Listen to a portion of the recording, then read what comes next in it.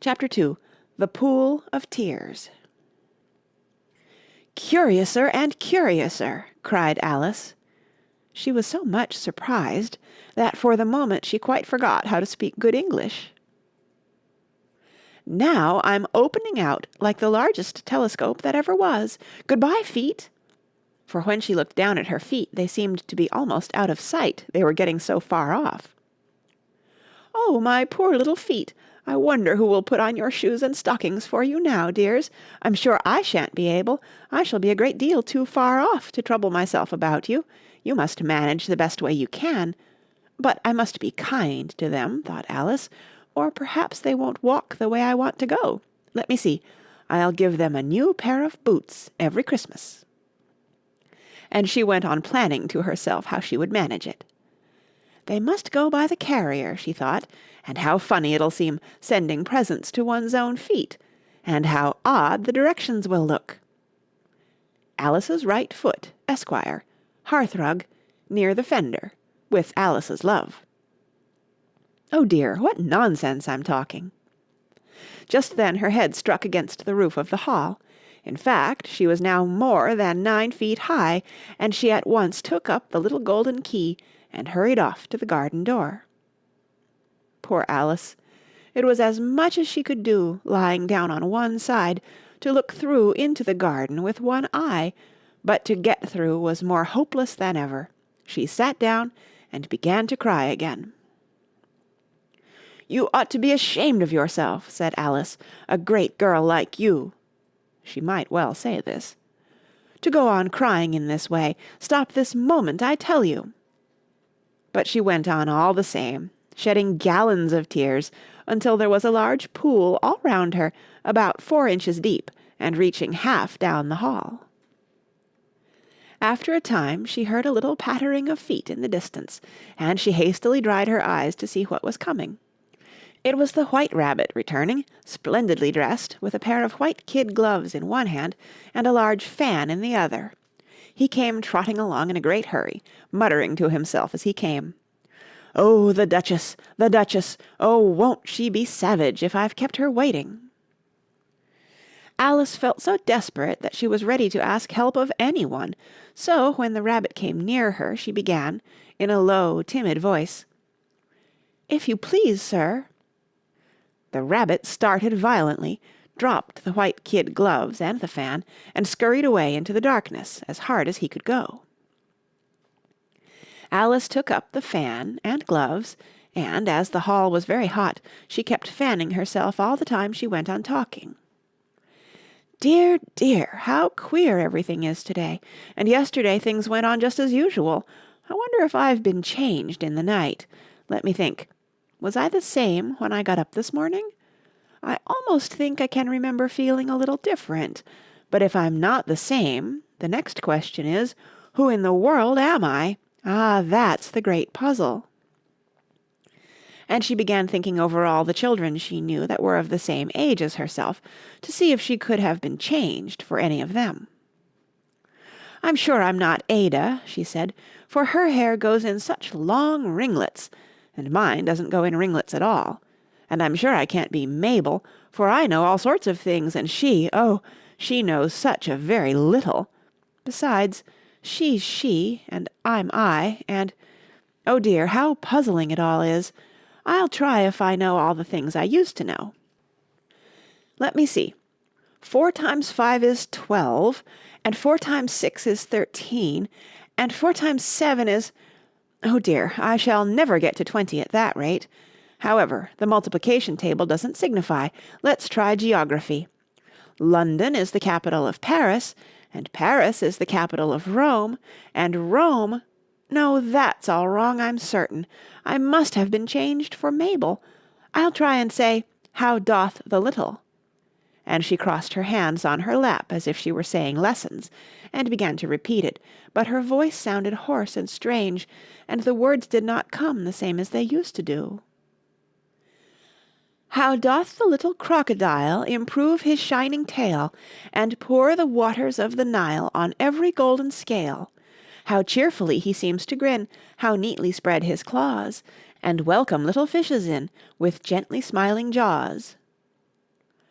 I'm sure those are not the right words, said poor Alice, and her eyes filled with tears again as she went on. I must be Mabel after all, and I shall have to go and live in that poky little house, and have next to no toys to play with, and oh, ever so many lessons to learn. No, I've made up my mind about it. If I'm Mabel, I'll stay down here.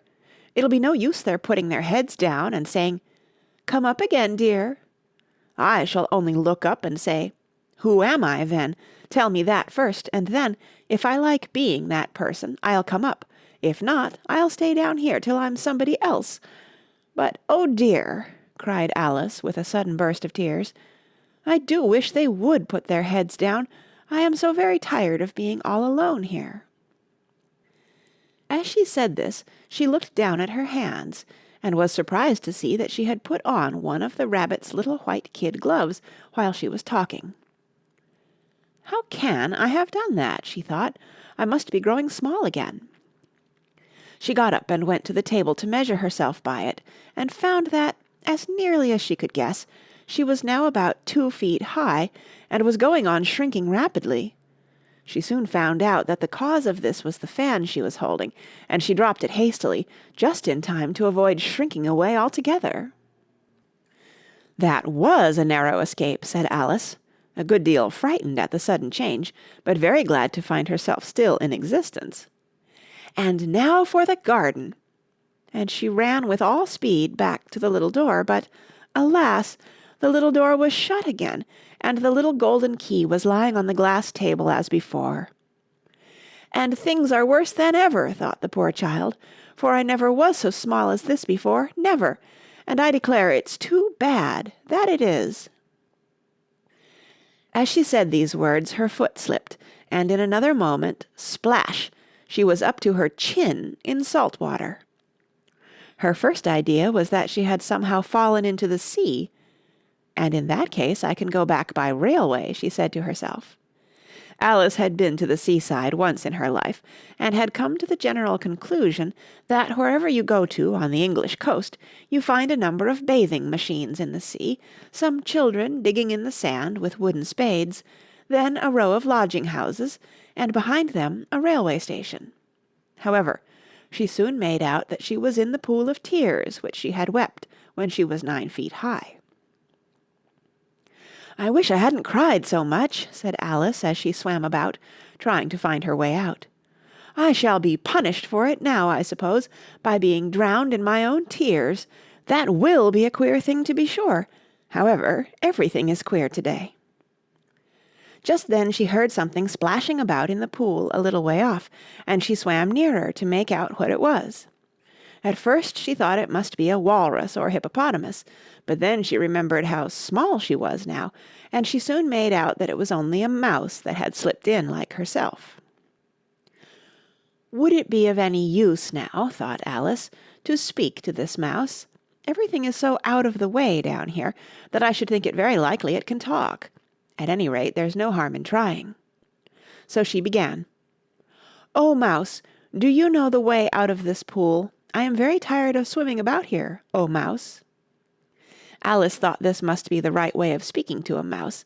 She had never done such a thing before, but she remembered having seen in her brother's Latin grammar, "A mouse, of a mouse, to a mouse, a mouse, o mouse." The mouse looked at her rather inquisitively, and seemed to her to wink with one of its little eyes, but it said nothing. "Perhaps it doesn't understand English," thought Alice. "I dare say it's a French mouse, come over with William the Conqueror."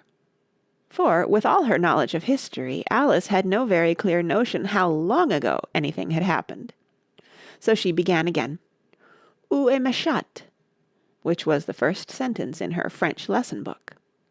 The mouse gave a sudden leap out of the water, and seemed to quiver all over with fright.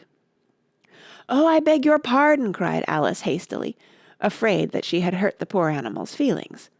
"I quite forgot you didn't like cats."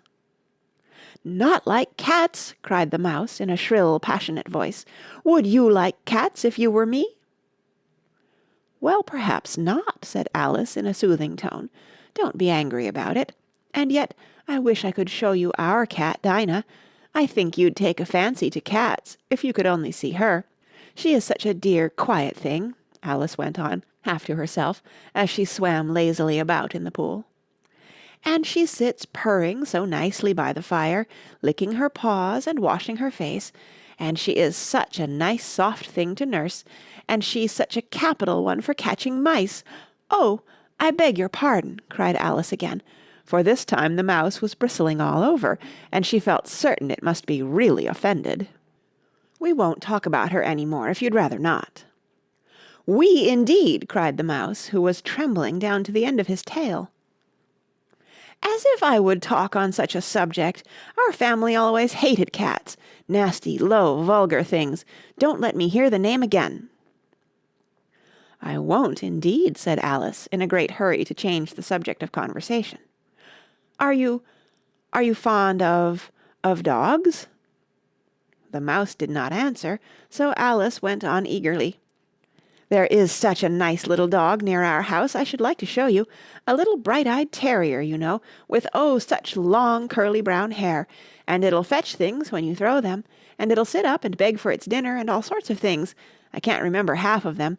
And it belongs to a farmer, you know, and he says it's so useful it's worth £100.